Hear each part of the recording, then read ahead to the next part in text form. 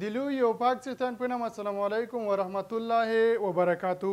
ګرانو زده کوونکو د معادلاتو شپږمې برنامې ته درته راغلاست یم.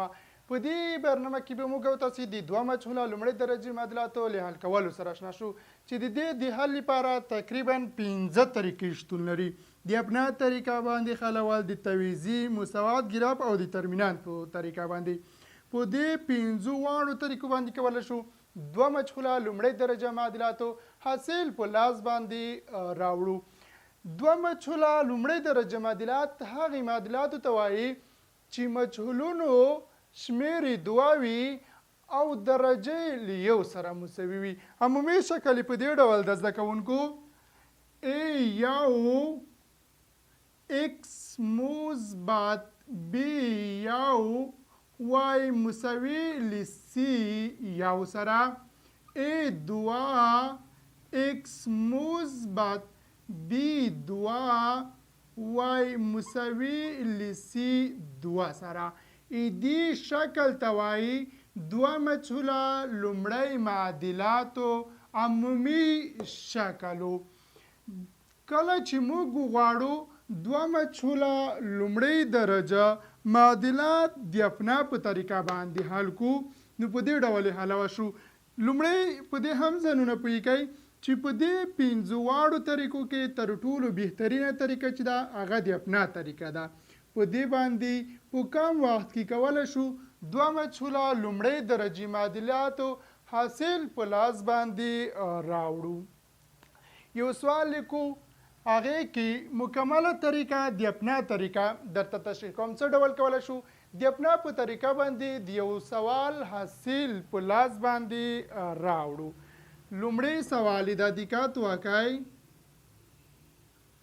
2x مثبت 2x مثبت 3y مساوي 8 سره مثبت 3y مساوي ل 8 سره.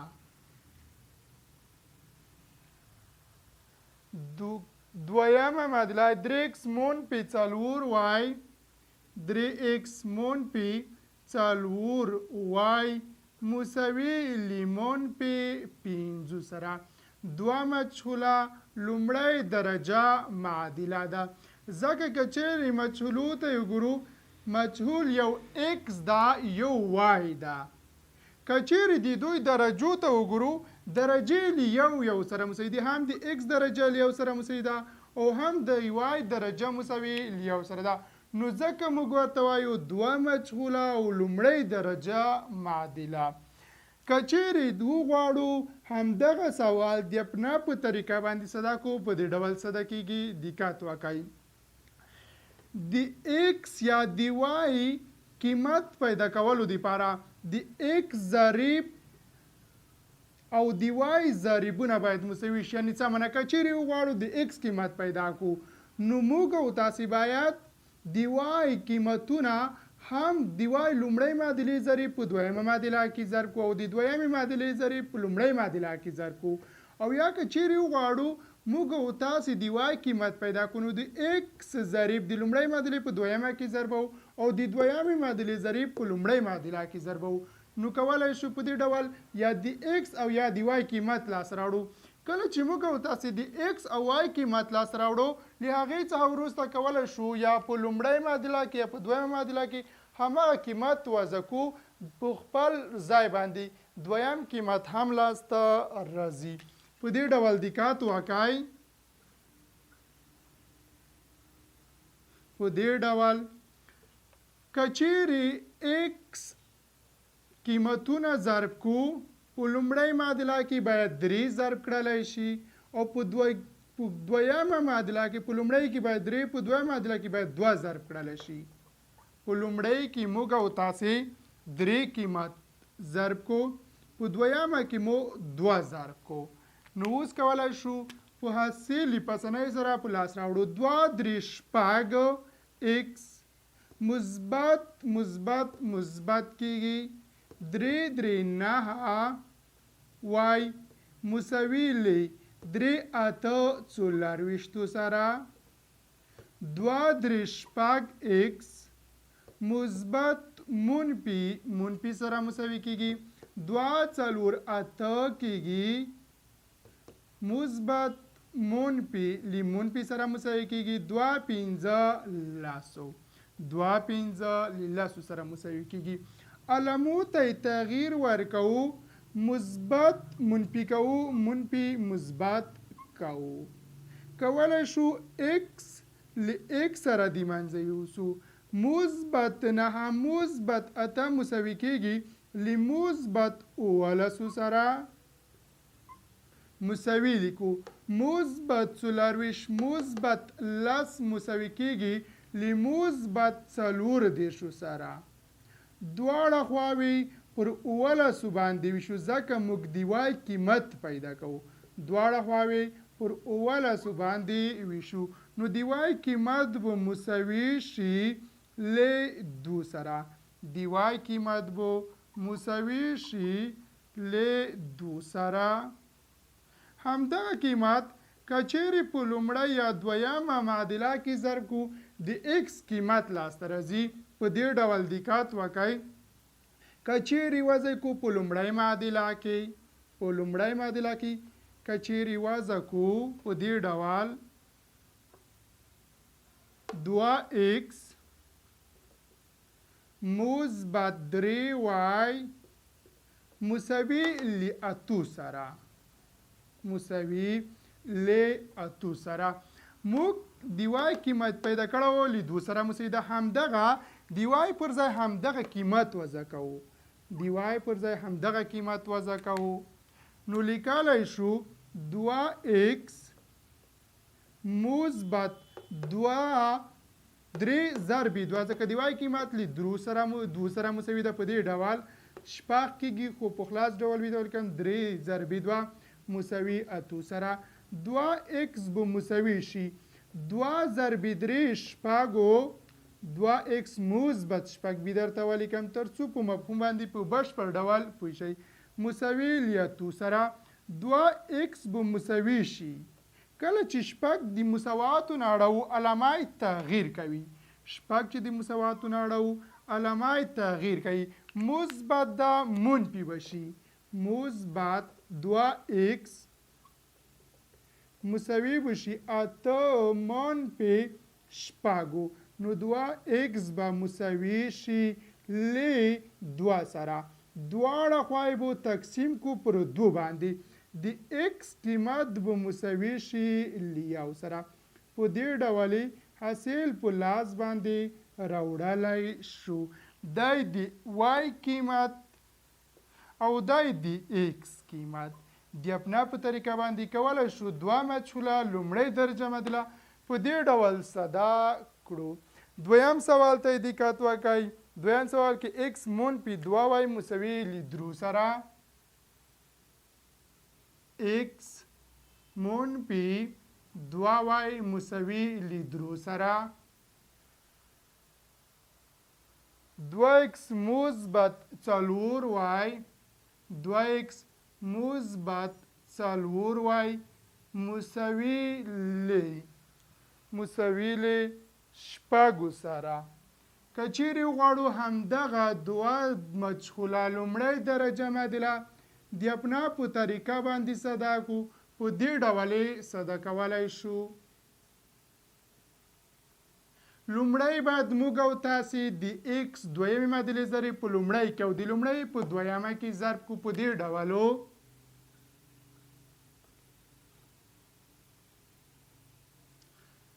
کچېرې په لومړی کې ضرب کو ضرب 2 په دویمه کې چیرې ضرب کو ضرب 1 ځکه د لومړی معادلې د x ضریب له 1 سره مساوي ده دویمې له 2 سره مساوي ده په دې ډول 2 ضرب x له 2x سره مساوي کېږي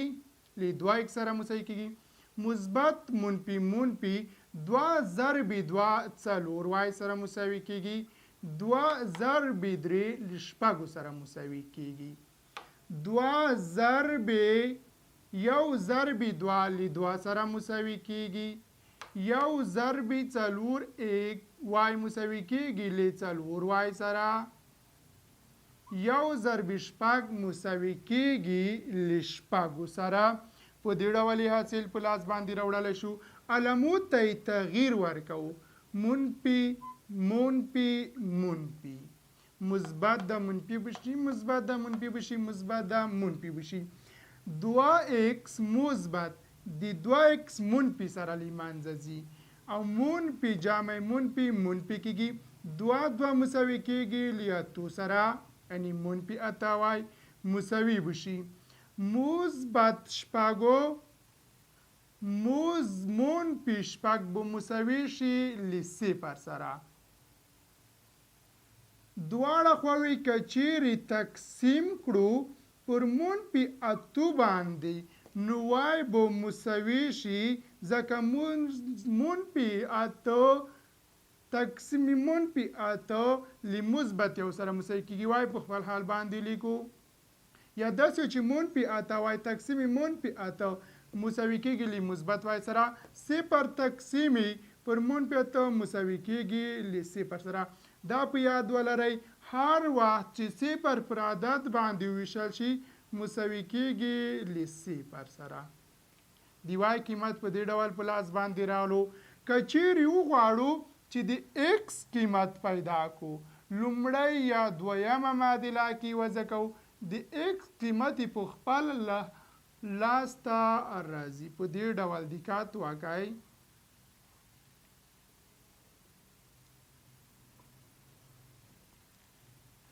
دویمه معادله راغلو 2x مثبت 4y مساوي کېږي له شپږو سره. د وای قیمت مشخص د مساوي له صفر سره ده. 2x مثبت 4 ضرب صفر مساوي له شپږو سره.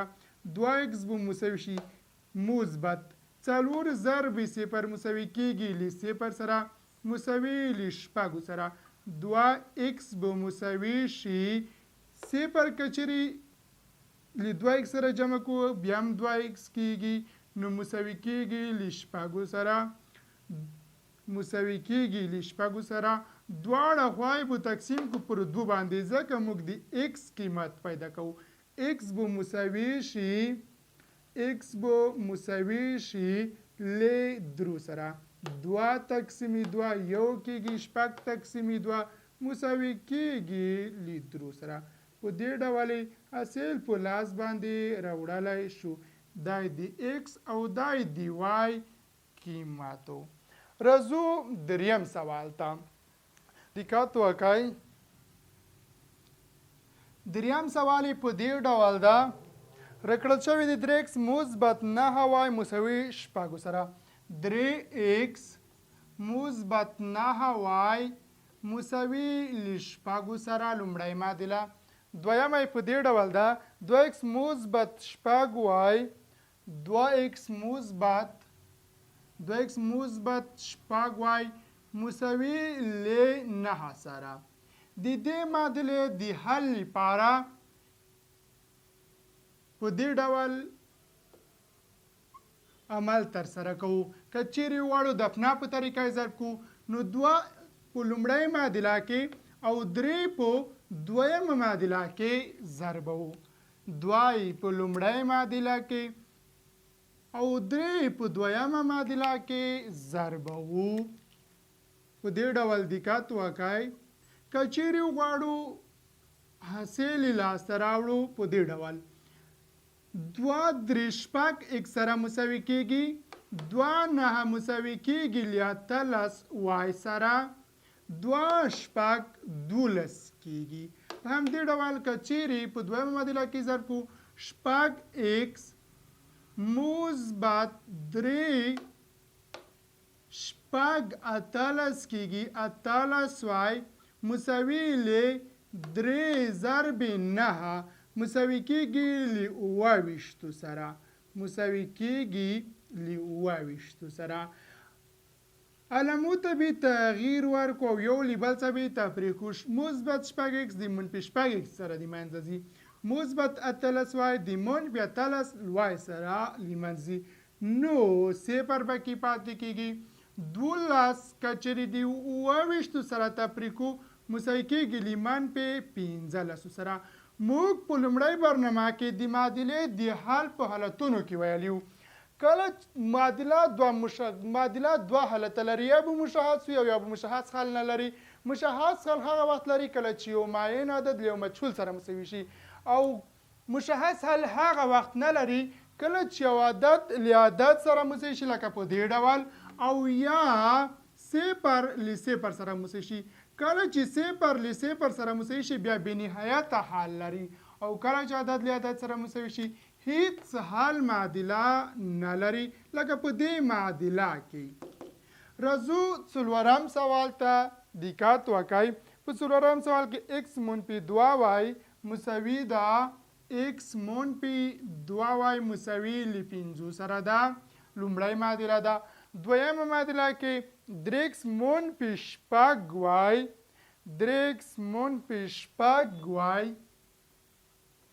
3x منفي 6y مساوي له 15 سره ده. که چیرې غواړو حاصل په لاس باندې راوړو په دې ډول لاسته راوړلی شو. په لومړۍ معادله کې 3 ضربه و، په دویمه معادله کې 1 ضربه و، ځکه د x ضریب له 1 سره مساوي ده. نو حاصل به په دې ډول لاسته راشي. دقت وکړئ. 3 ضرب x 3x کېږي منفي 2 ضرب 3 6y سره مساوي کېږي 3 5 مساوي کېږي له 5 سره. 1 ضرب 3x مساوي کېږي 3x سره. 1 ضرب منفي 6y مساوي کېږي منفي 6y سره. 1 ضرب 15 مساوي کېږي له 15 سره. که چیرې علامو ته تغییر ورکړو نو منفي مثبت منفي بشي. مثبت به له منفي سره د منځه لاړ شي، او مثبت به منفي به له مثبت سره د منځه لاړ شي. یوازې به صفر پکې پاتې شي. مثبت به له منفي سره د منځه شي، یوازې به پکې صفر پاتې شي. موږ یادونه وکړه کله چې صفر له صفر سره مساوي شي بې نهایته حل لري. نو وایي چې دې معادلې حلونه چې دي بې نهایته دي. په دې سره د نننۍ ورځې درس پای ته رسوو. انشاءالله چې تاسې به د دوه مجهوله لومړۍ درجې معادلاتو پیژندلي وي او د هغې د حل طریقې سره به اشنا شوي وئ. راتلونکی درس به انشاءالله زموږ او تاسې دوه مجهوله لومړۍ درجې معادلاتو حل د مساوات د تعویض په طریقه باندې وي. په هغې پسې به انشاءالله په ترتیب سره مساوات، ګراف او دیترمینانت طریقې پیژندو. په دې کې سوالو باندې کم کار کوو، 5 داسې سوالونه حلو، ځکه تقریبا 5 ډوله ده چې په هر کې 4-5 سوالونه حل کړو، 20 او 25 سوالونه کېږي. دوه مجهوله لومړۍ درجه معادلات کې کله چې تاسو 20 یا 25 سوالونه زده کول په بشپړ ډول به انشاءالله زده کوئ. تر ټولو مهمه همدغه طریقه ده، اپنا طریقه همدغه اسانه ده. د دې په واسطه کولی شو د یو سوال حاصل زر په لاس باندې راوړو. تر راتلونکي درس مو په پاک خدای سپارم. ښه وخت او ښه مطالعه ولرئ.